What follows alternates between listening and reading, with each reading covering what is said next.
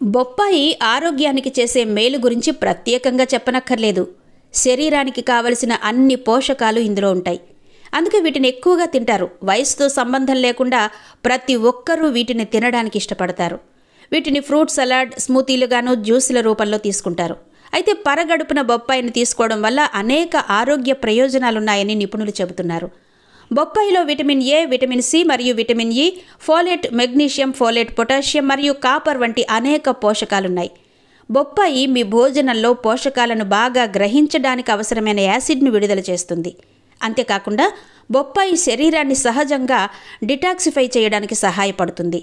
పరగడుపున ఈ పండును తినడం వల్ల ఎక్కువసేపు కడుపు నిండిన భావన ఉంటుంది.